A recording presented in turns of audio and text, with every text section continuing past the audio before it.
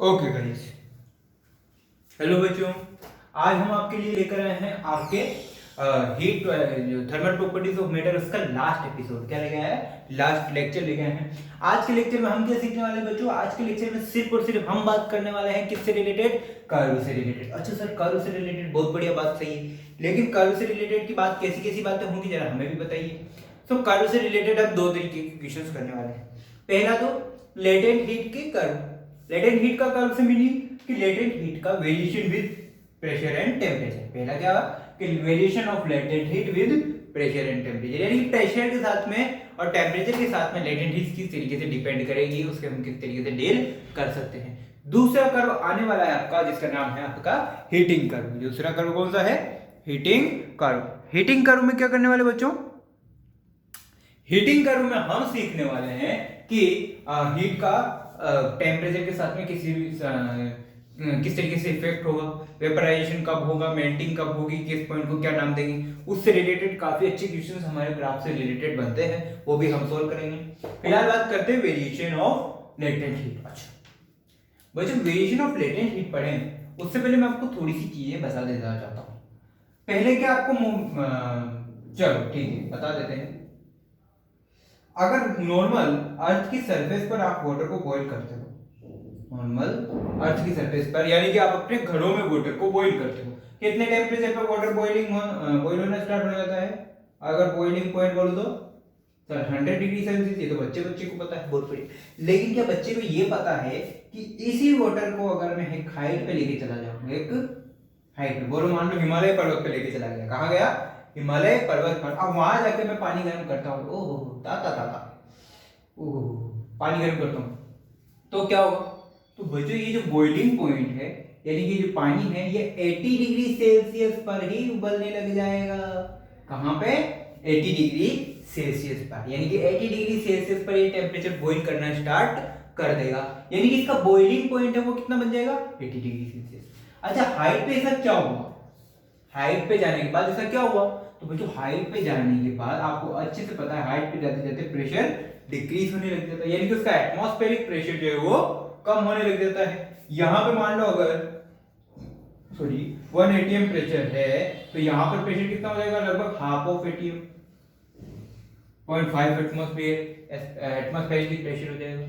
Okay, तो बच्चों इसलिए इसका जो टेम्परेचर है वो डिक्रीज होकर 80 डिग्री सेल्सियस हो जाता है। यानी कि जैसे जैसे आप प्रेशर डिक्रीज करोगे, उसके साथ साथ टेम्परेचर का डिक्रीजमेंट यहाँ पे हो रहा है।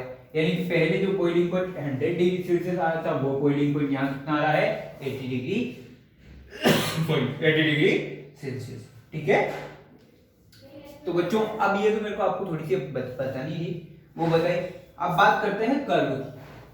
सर कर्व से रिलेटेड क्या चीज है वो भी देख लेते हैं। कर्व से रिलेटेड क्या चीज है वो भी देख लेते हैं बच्चों। मैंने क्या किया बच्चों? प्रेशर और टेम्परेचर के बीच में ग्राफ प्लॉट किया। किसके बीच में? प्रेशर और टेम्परेचर के बीच में ग्राफ को प्लॉट किया। दो ग्राफ प्लॉट कर रहा हूं।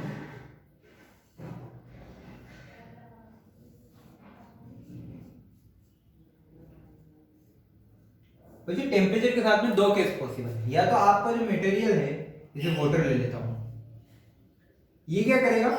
जैसे जैसे टेम्परेचर इंक्रीज करोगे, ये क्या होगा? अपने आप को एक्सपेंड करेगा, अपने आप को एक्सपेंशन में लेकर आएगा। अगर वैक्स मटेरियल लूं, जैसे मोम हुआ आपका, है ना, इस तरीके का जो वैक्स मटेरियल है, वो क्या करेगा? अपने आप को कॉन्ट्रैक्ट करने का काम करेगा। क्या करेगा? कॉन्ट्रैक्ट करने का काम करेगा। ठीक है, अब बच्चों 3 कर्व की मैं बात करता हूं यहाँ पे। पहला कर्व आता है फ्यूजन कर्व। कौन सा? Fusion curve.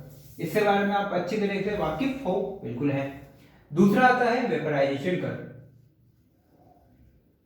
दूसरा क्या आता है? Vaporization curve.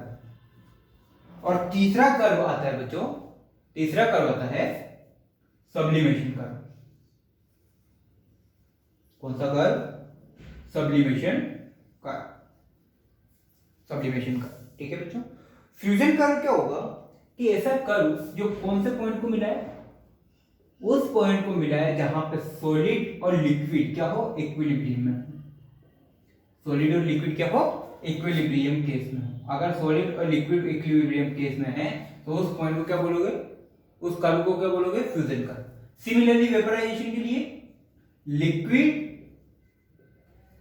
और वेपर, लिक्विड और वेपर क्या हो, इक्विलिब्रियम में हो, लिक्विड और वेपर क्या हो, इक्विलिब्रियम में हो। सिमिलरली अगर इसकी बात करूं सब्लिमेशन की, तो सॉलिड और वेपर क्या होना चाहिए, सॉलिड और वेपर इक्विलिब्रियम में हो, तो उस कर्व को, उसके लिए कौन सा कर्व आएगा, सब्लिमेशन कर्व। अच्छा बच्चों, अब मैं बात करता हूं कर्व को प्लॉट करें। तो जैसे जैसे टेम्परेचर इंक्रीज होगा वैसे वैसे मेरा प्रेशर भी इंक्रीज होगा, और ये कहां पॉसिबल है, ये पॉसिबल है बच्चों सब्लिमेशन में। कहां पॉसिबल है, सब्लिमेशन कर्व, यानी कि सॉलिड और वेपर जहां पे इक्विलिब्रियम में है। अगर मैं बात करूं फ्यूजन कर्व की तो कुछ इस तरीके से आता है। फ्यूजन कर्व कुछ इस तरीके से आता है कि टेम्परेचर इंक्रीज होने के साथ साथ इसका प्रेशर कर्व शेप में डिक्रीज हो रहा है। अगर मैं बात करूं वेपराइजेशन कर्व की तो वो कुछ इस तरीके से प्लॉट होगा। जैसे जैसे टेम्परेचर इंक्रीज हो रहा है वैसे वैसे एकदम से प्रेशर भी इसका इंक्रीज हुआ। अब इन तीनों कर्व को मिलाने वाला जो पॉइंट है बच्चों, इन तीनों कर्व को मिलाने वाला जो ये पॉइंट है इसे बोलते हैं ट्रिपल पॉइंट। भाई तीन कर्व को मिला रहा है इसलिए मैंने इसको ट्रिपल पॉइंट बोल दिया। इसे क्या बोलते हैं, ट्रिपल पॉइंट। अपोजिटली अगर मैं यहाँ वैक्स मटेरियल के लिए तैयार करता हूँ इसी कर्व को, तो सब्लिमेशन के लिए तो यही है। ये किसका हो गया, सब्लिमेशन का। वेपराइजेशन के लिए भी सेम केस।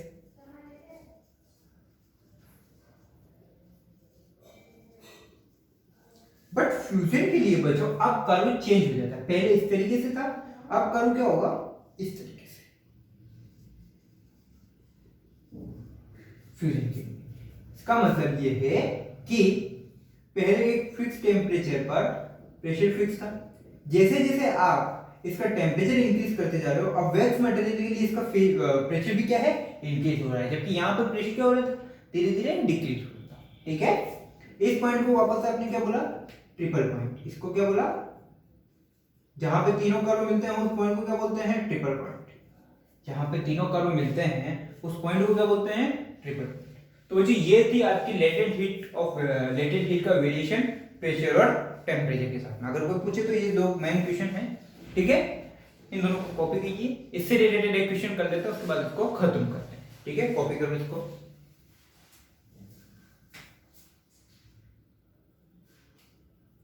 बच्चों इसी से vaporization of latent heat, sorry variation of latent heat का एक क्वेश्चन है, उस क्वेश्चन को कर लेते हैं। उसके बाद अपन अपने नेक्स्ट मेन टॉपिक पर चलेंगे जो है हीटिंग कर्व। ठीक है बच्चों, आपको क्या गिवन है, आपको टेम्परेचर और टाइम के बीच में ग्राफ दिया हुआ है। इसके बीच में टेम्परेचर किसमें दिया हुआ है, डिग्री सेल्सियस में। टेम्परेचर और टाइम के बीच में आपको एक ग्राफ दिया हुआ है। ठीक है, ये मान लो 80 डिग्री सेल्सियस है, ये 90 डिग्री सेल्सियस है।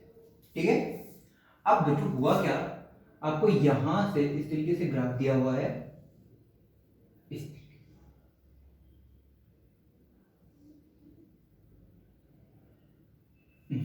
ठीक है, ये ए पॉइंट बी सी, बी से सी जाने में इसमें लग गया 4 मिनट, ए से बी जाने में इसको लगा 2 मिनट। ठीक है, बट उसने क्या कहा, उसने कहा कि एक वैक्स मटेरियल लिया। उसने क्या लिया, एक वैक्स मटेरियल। वैक्स मटेरियल की टेंडेंसी क्या है कि ये अपने आप को कॉन्ट्रैक्ट करेगा। वो जो मैंने पहले क्या किया, वैक्स मटेरियल को हीट अप किया, उसके बाद उसको कूलिंग के लिए ड्रॉप कर दिया। उसके बाद उसको कूलिंग के लिए मैंने ड्रॉप कर दिया। उसके बाद क्या किया मैंने, उसको कूलिंग के लिए ड्रॉप कर दिया। जब कूलिंग के लिए ड्रॉप कर दिया तो उसका जो कूलिंग का कर्व है वो कूलिंग कर्व मुझे इस तरीके से गिवन है। अब जो हुआ क्या है यहाँ पे, उसने मुझे कहा कि अगर इस तरीके से कूलिंग हो रही है और एल उसकी लेटेंट हीट है, एल क्या है, वैक्स मटेरियल की लेटेंट हीट है, और एस जो है वो उसकी स्पेसिफिक हीट है। एस क्या है, उसकी स्पेसिफिक हीट है। तो तो आपको फाइंड करना है L बाई एस का रेशियो। आपको क्या फाइंड करना है? L बाई एस का रेशियो आपको फाइंड करना है। ठीक है, तो बच्चों बात सुनो, L बाई एस निकाल लेंगे, पर फिलहाल एक बात सुनना, क्या यहां से ए से बी में क्या हो रहा है? टेम्परेचर में चेंज। ए से बी में क्या हो रहा है? टेम्परेचर में चेंज हो रहा है। ए से बी में क्या हो रहा है बच्चों? टेम्परेचर में चेंज हो रहा है। टेम्परेचर में कितना चेंज हो रहा है? Delta T. टेम्परेचर में चेंज कितना हो रहा है? Delta T. ठीक है, कोई दिक्कत वाली बात नहीं है। और बी से सी में क्या हो रहा है बच्चों? बी से सी में जो टेम्परेचर है वो कांस्टेंट है। बी से सी में जो टेम्परेचर है वो कांस्टेंट है। अगर टेम्परेचर कांस्टेंट है, इसका मतलब क्या हो रहा होगा? यहाँ पे क्या हो रहा होगा? Phase change. यहाँ पे क्या हो रही होगी?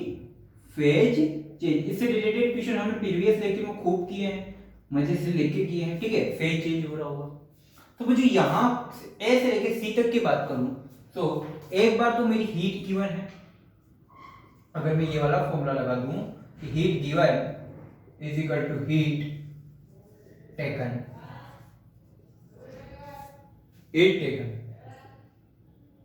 Q इज इक्वल टू, मान लो यहां से यहां की हीट मान लेता हूं Q2 और इसके गैस के बीच मान लेता हूं Q1। तो Q1 is given by ms delta T. Q1 is given by ms delta T और Q2 is given by small m into n, small m into n। यानी कि यहां से यहां a से b में जो आपने हीट दी है वो हीट b से c में क्या करेगी? अपने आप को चेंज करने का काम करेगी, मतलब अपनी फेज को चेंज करने का काम करेगी। क्या करेगी? फेज को चेंज करने का काम करेगी। So Q1 is equal to Q2, Q1 is equal to Q2। So ms delta t is equal to m into l। आपको क्या फाइंड करना है? L by S. आपको क्या फाइंड करना है? L बाई एस फाइंड करना है। ठीक है, हो जाएगा, आराम से हो जाएगा सर। देखो m से m cut, L by S is equal to delta T. L by S is equal to delta T. ठीक है, L by S is equal to delta T. अच्छा बच्चों एक बात सुनो, ms डेल्टा टी लिखूं या कुछ और? सर यहाँ टाइम भी तो है, यहाँ पे टाइम भी तो गिवन है। यानी कि बच्चों ms डेल्टा टी क्या है? Per unit time. क्या गिवन है? Per unit time heat. भाई Q1 क्या है? पर यूनिट टाइम, मतलब हर एक मिनट में कितनी हीट दे रहे थे? Q1। बोले तो 1 मिनट में कितनी हीट गिवन थी? Q1 heat. कितनी हीट गिवन थी? Q1। सो 2 मिनट में कितनी हीट गिवन होगी? 2 मिनट में कितनी हीट गिवन होगी? 2 इंटू Q1। भाई अगर 1 मिनट में कितनी हीट गिवन है? Q1। 2 मिनट में कितनी होगी? 2Q1। अच्छा ये 2 मिनट कहां से आया? ये वाली जो Q1 हीट है ये ऐसे भी दे रहा है, तो जो Q1 हीट है वो कहां से कहां दे रहा है? ऐसे भी दे रहा है। और ऐसे भी जो हीट देने का टाइम है वो कितना है? 2 मिनट। कितना है? 2 मिनट। सो जो 2 मिनट तक जो हीट गिवन है वो क्या होगी? 2 इंटू Q1। सो यहां पर क्या लिखोगे? 2 इंटू Q1। तो इसको ब्रैकेट में लिखोगे 2, ये आ गया 2। So L by S is equal to 2 into delta T. Temperature में डिफरेंस कितना है? 90 माइनस 80। टेम्परेचर में डिफरेंस कितना आया? 90 माइनस 80, बोले तो 20। So L by S is equal to 20। तो L और S का जो रेशियो फाइंड करना था वो कितना है? 20। कितना है वो? 20। ठीक है बच्चों, ओके।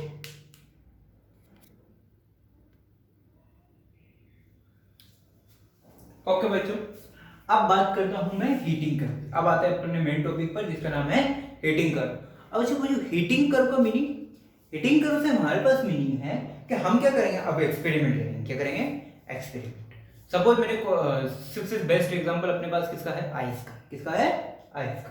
तो मैंने आइस लिया, अब उसे धीरे धीरे हीटअप करो।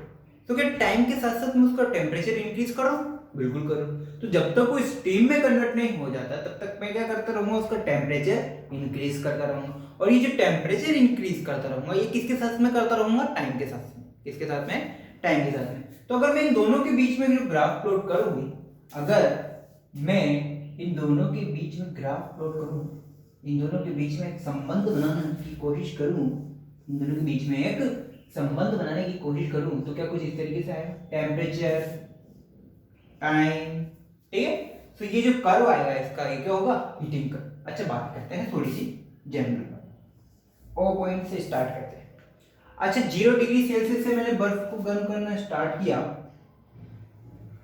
तो एक टाइम पर क्या होगा, जैसे जैसे आप टाइम बढ़ाते जाओगे वैसे वैसे उसका टेम्परेचर भी इंक्रीज होता जाएगा। एक टाइम पर अगर मैं बर्फ को लेके गर्म किया, यार समझ लेते हैं इसको, ओ माय गॉड, अब क्या रखा हुआ है मेरा, आइस रखा हुआ है। क्या रखा हुआ है, आइस। वैसे तो मैंने आपको ये वाला एग्जांपल लेटेंट हीट में करवाया था, बट कोई बात, फेज चेंज में भी करो। अब मैं क्या करूँ, इस आइस को हीट अप करूँ, तो धीरे धीरे धीरे धीरे जैसे जैसे टाइम बढ़ता जाएगा कि इस आइस का टेम्परेचर इंक्रीज होता जाएगा। तो अगर टाइम बढ़ रहा है, टाइम बढ़ रहा है और टेम्परेचर भी चेंज हो रहा है, अगर टाइम बढ़ रहा है साथ साथ टेम्परेचर भी चेंज हो रहा है, सो के कर्व इस तरीके से आएगा, बिल्कुल आएगा। तो यानी कि ओ से लेके इस ए पॉइंट तक, ओ से लेके इस ए पॉइंट तक ये जो कर्व है ये क्या हो गया आपका, सॉलिड कर्व। ये जो कर्व है ये क्या हो गया, सॉलिड कर्व बन गया, बन गया, बिल्कुल बन गया। नेक्स्ट, अब और क्या हो सकता है, अब देखना, अब आइस जो है बिल्कुल कहां आ चुका है, 0 डिग्री सेल्सियस पर। कहां आ चुका है, 0 डिग्री सेल्सियस। पहले कितना था, -10 डिग्री सेल्सियस अप्रोच, कितना था, -10 डिग्री सेल्सियस। अभी भी मैंने इसको कंटिन्यूअसली हीट अप करना स्टार्ट कर रखा है। अब जो होगा कि ये धीरे धीरे किसमें कन्वर्ट होना, मेल्ट करना स्टार्ट हो जाएगा। अब ये थोड़ा सा बर्फ हुआ है, थोड़ा है बाकी, और बीच में क्या हो गया, पानी पानी। याद आई इसको इसकी नानी। सो बच्चों यहां से लेके अब में टेम्परेचर इंक्रीज, टाइम के साथ साथ क्या टेम्परेचर इंक्रीज होगा, नहीं होगा। अब कौन सा प्रोसेस लगेगा, अब लगेगा मेल्टिंग का प्रोसेस। अब क्या होगा, मेल्टिंग का प्रोसेस। क्या होगा बच्चों, अब मेल्टिंग का प्रोसेस। एक फिक्स टाइम के बाद में जब पूरा आइस कंप्लीटली किसमें कन्वर्ट हो जाएगा, वाटर में। इस ए से, ए पॉइंट से इस बी पॉइंट तक क्या हो रहा है, ए से लेके बी पॉइंट तक, मान लो ये T1 टेम्परेचर।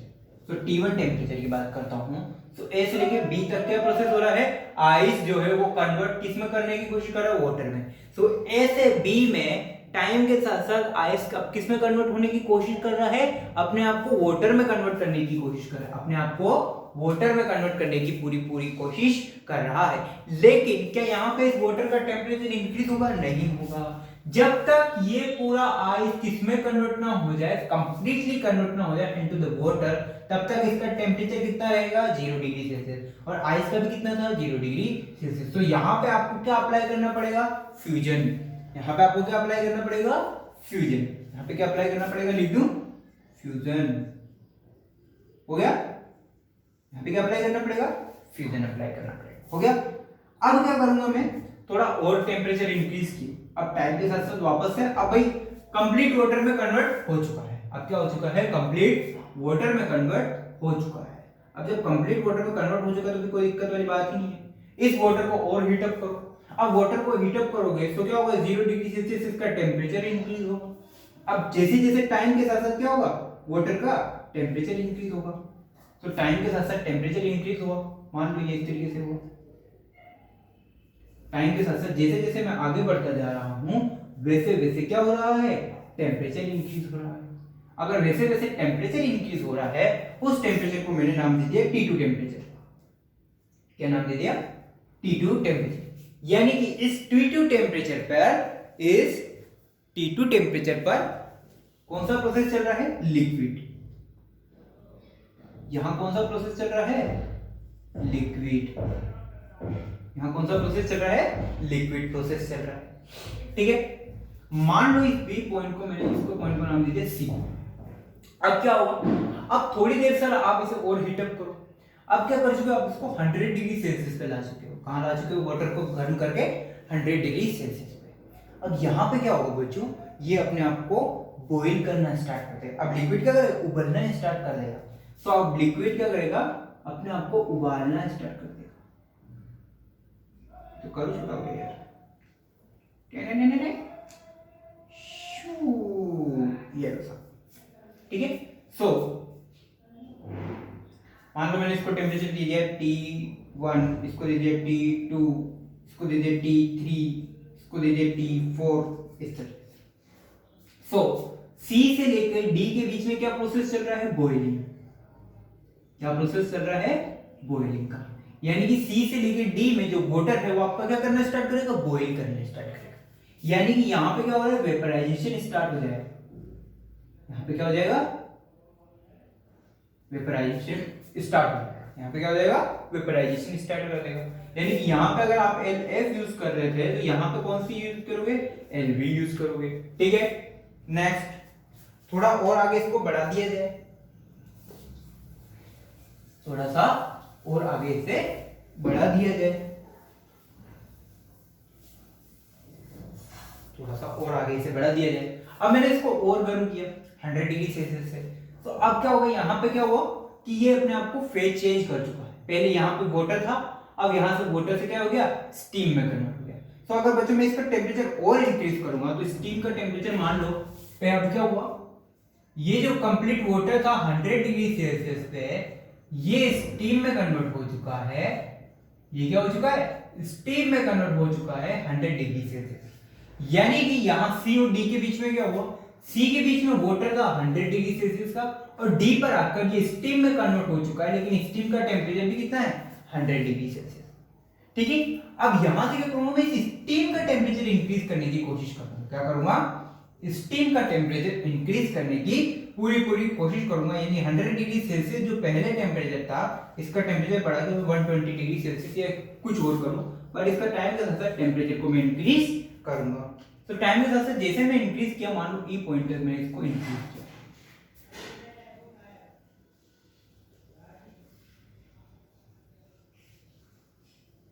ये मान लो T3। सो मैंने यहां पे इसको इंक्रीज किया, तो ये कौन सी बन गई?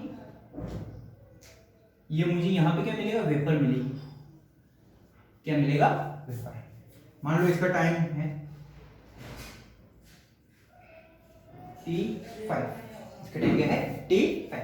तो बच्चे ये है आपका हीटिंग कर। ये क्या है? हीटिंग कर। जैसे जैसे आपका टाइम बढ़ता जा रहा है, वैसे वैसे इसका टेम्परेचर भी बढ़ रहा है। लेकिन कुछ सिचुएशन ऐसी आई जहां पे आपको क्या करना पड़ा? Phase change. ए से बी में भी आप क्या कर रहे हो? फेज चेंज कर रहे हो। क्या कर रहे हो? Phase change. और कहां फेज चेंज हो रही है? सी से डी में। सी से डी में भी जो फेज चेंज हो रही है। ठीक है, जो T1 टेम्परेचर है वो क्या है? Melting point. वो क्या है? आइस का मेल्टिंग पॉइंट। क्योंकि यहां पे आइस ने क्या किया? अपने आप को मेल्ट करना स्टार्ट कर दिया। ठीक है, T2 पॉइंट क्या है? आइस वाटर जो बना उसका बॉइलिंग पॉइंट। यहां से क्या किया? वाटर ने बॉइल करना स्टार्ट कर दिया। ठीक है, और क्या बात हो सकती है? सी और डी के बीच में वेपराइजेशन हुआ है और ए और बी के बीच में मेल्टिंग हुई है। यहां पे आप latent heat of fusion apply करोगे, यहां पे आप latent heat of vaporization apply करोगे। ठीक है, तो इस तरीके से जैसे जैसे टाइम इंक्रीज हुआ है वैसे वैसे टेम्परेचर भी इंक्रीज हुआ है। लेकिन इन दो केसेस में टेम्परेचर इंक्रीज ना हुआ, बस क्या इंक्रीज हुई? इसकी हीट इंक्रीज हुई। इसकी हीट इंक्रीज। कॉपी करो इसको, हीटिंग करो, करो करो जल्दी करो।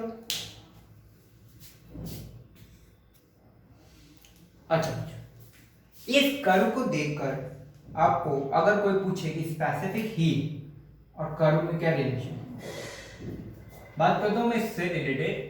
Specific heat, specific heat, which specific heat is inversely proportional to slope of curve. Slope of curve. Specific heat is inversely proportional to slope of curve. यानी कि S is inversely proportional to 1 upon,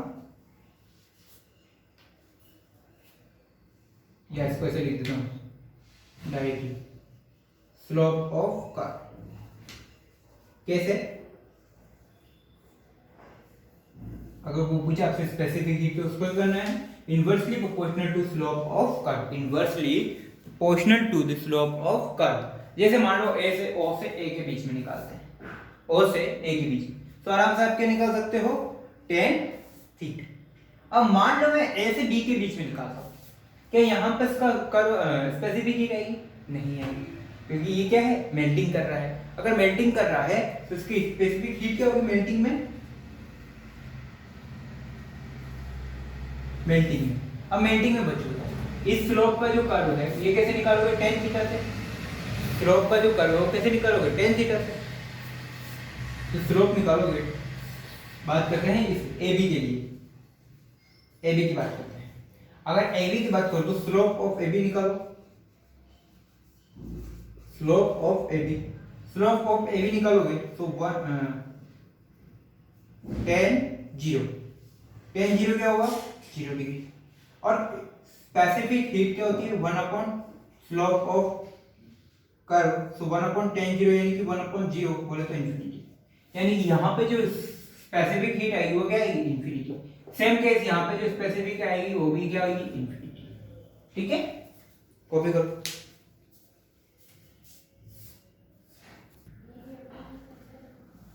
okay बच्चों, next example हम इससे heating curve से related solve करते हैं। देख लो, same graph दिया हुआ है जिसका भी अपन हीटिंग कर्व में सोल्व करके आए हैं। ठीक है, आपको बच्चों दो सब्सटेंस दिए हुए हैं A एंड B, जिनका मास इक्वल है, उनकी हीटिंग रेट PA PB भी इक्वल है और वैल्यू है उसकी 6 कैलोरी पर सेकंड।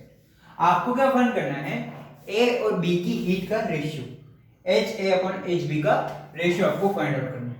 आपको इस तरीके से ग्राफ दिया हुआ है टाइम और टेम्परेचर के बीच में, किस चीज के बीच में, टेम्परेचर और टाइम T के बीच में। ठीक है, टाइम यहाँ पे सेकंड में है, टेम्परेचर वहां पे डिग्री सेल्सियस में, कोई बड़ी वाली बात नहीं है। अब आपको इसको सोल्व करना है। अब बच्चों मुझे बताओ सबसे पहले तो कि हीटिंग रेट और हीट में क्या relation, sir PA into T कर दो ना यार, सिंपल। इसी तरह क्या, heating of B is equal to PP into TB, TA time of A और टाइम टेकन बाय B। अच्छा PA PB तो दोनों का बराबर है, PA PB तो दोनों का बराबर है, यानी कि heating of A upon heat of B is equal to PA dot TA upon PB dot TB। इस तरीके से लिख सकता हूँ, P यानी PA को cut, so heating of heat of A upon given heat of B is equal to time taken by A और time taken by B। Simple simple सा ऐसे रेशियो।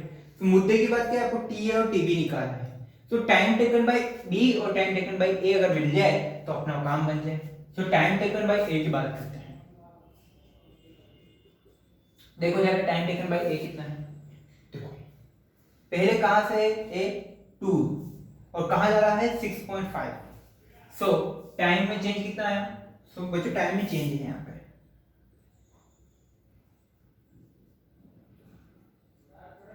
कितना टाइम लिया इसने इस हीट अप करने में, या ऐसे बोलते हैं कि क्योंकि यहां से यहां तो क्या हो रहा है बच्चों, यहां से यहां तो इसका टेम्परेचर इंक्रीज हो रहा है, बाकी हीट कांस्टेंट कहां है, यहां से यहां, इस A पॉइंट से B पॉइंट, इस Q पॉइंट से P पॉइंट के बीच में, P से लेके Q के बीच में क्या है, हीट कांस्टेंट है। हीट कांस्टेंट है तो मैं क्या करूंगा, ओनली किसके लिए बात करूंगा, टाइम के लिए बात करूंगा। किसके लिए बात करूंगा, टाइम के लिए। तो टाइम कितना हुआ 6.5 minus 2 is equal to 4.5 second. कितना आया 4.5 सेकेंड। कितना है बच्चों 4.5 सेकेंड। ये यार देख ले एक बार, अरे ये तो 6 पे है, सॉरी सॉरी सॉरी, ये वाला जो क्यू कर्व है कहां मिल रहा है 6 पे, और 6.5 पे कौन मिल रहा है, 6.5 पे मिल रहा है ये कर्व, 6.5 6.5 पे बी वाला कर्व है और 6 पे कौन सा मिल रहा है ए वाला। तो इसका जो टाइम गैप है वो कितना हुआ 6 माइनस 2 कितना हुआ 4 सेकंड। इसी तरीके से अगर मैं बात करूं टाइम टेकन बाय बी, किसकी, टाइम टेकन बाय बी, तो बी के लिए 6.5 माइनस 4, 6.5 माइनस 4, तो आंसर कितना है 2.5 सेकंड। कितना आया आंसर 2.5 सेकंड। सो इसको सोल्व करो, 4 अपॉन 2.5 रखो, आंसर कितना है 8/5। आंसर कितना है 8/5, खत्म। तो इन दोनों का जो रेशियो है वो किसके इक्वल होगा 8/5। इन दोनों का जो रेशियो है वो किसके इक्वल होगा, 8/5 के। अच्छा बच्चों, अब जो आपका ये जो थर्मल प्रॉपर्टीज ऑफ मैटर है इसका एक पोर्शन खत्म हो चुका है। इस पोर्शन में हमने क्या क्या देखा, हमने बात करी टेम्परेचर से रिलेटेड थर्मल एक्सपेंशन की, फिर हम आए हीट पर, वहां हमने स्पेसिफिक हीट, हीट कैपेसिटी, इन सब के बारे में बात करी। ठीक है बच्चों, उसके बाद हम कहाँ आए, उसके बाद हम आए molar specific heat, phase change, sorry law of mixture, इस सारी चीजों पर हमने आराम से डिस्कस किया। ठीक है, अब जो बात करी लास्ट में हमने बात कर ली हीटिंग कर्व, कर्व से रिलेटेड क्वेश्चंस भी हमने सोल्व कर लिए हैं। एक एक क्वेश्चन दोनों पोर्शन से सोल्व किया, बट ठीक है सफिशिएंट है। इससे रिलेटेड खास क्वेश्चन बनता नहीं है, इसलिए मैंने इस पर ज्यादा फोकस नहीं किया, बट फिर भी एट एग्जांपल मैं आपको समझा दूं, ये ओवरऑल एग्जांपल है, इससे रिलेटेड कहीं पे भी क्वेश्चन आए आप इजीली सॉल्व कर सकते हो। ग्राफ से रिलेटेड और क्वेश्चन हम सोल्व करेंगे जब हम एक पोर्शन और पढ़ लेंगे जिसका नाम है ट्रांसमिशन ऑफ हीट। तो जो नेक्स्ट पोर्शन है इस चैप्टर का वो है ट्रांसमिशन ऑफ हीट। वीडियोस में इसी प्लेलिस्ट में ऐड करने वाला हूं, बट पोर्शन बिल्कुल सेपरेट है वो, वहां हम कुछ और चीजों को थोड़ा सा नॉलेज के साथ में पढ़ेंगे। यानी ट्रांसमिशन ऑफ हीट, हम कंडक्शन, कन्वेक्शन, रेडिएशन, इन सभी को पढ़ेंगे। इन सब के ग्राफ्स अलग होंगे, इन सब के कंसेप्ट अलग होंगे, इन सब की थ्योरी भी अलग होगी। ठीक है बच्चों, और बाद में जब हम पूरा पोर्शन पढ़ लेंगे ट्रांसमिशन ऑफ हीट, तो हम 2 या 3 लेक्चर में सिर्फ और सिर्फ एडवांस लेवल तक के क्वेश्चंस उसमें सोल्व करेंगे। बट उससे पहले हम सिर्फ कंसेप्ट के हिसाब से question, number of question solve कर रहे हैं। ठीक है बच्चों, सो नेक्स्ट जो पोर्शन स्टार्ट होने वाला है वो है ट्रांसमिशन ऑफ हीट। तो जो थर्मल प्रॉपर्टीज ऑफ मैटर के यहाँ तक के जो क्वेश्चंस अपने नोट्स हैं वो मैं आपको लिंक में डिस्क्रिप्शन में लिंक प्रोवाइड करवा देता हूँ, वहां जाके आप नोट्स को पीडीएफ डाउनलोड कर सकते हो। ठीक है, बाकी जो नेक्स्ट पोर्शन स्टार्ट होने वाला है वो है हमारा ट्रांसमिशन ऑफ हीट। तो जो इसका बी पार्ट है वो हम स्टार्ट करेंगे नेक्स्ट लेक्चर से। आज के लिए, इस क्लास के लिए यही डिस्मिस करते हैं और इस लेक्चर के फर्स्ट पोर्शन को भी यहीं पे डिसमिस करते हैं। Thank you.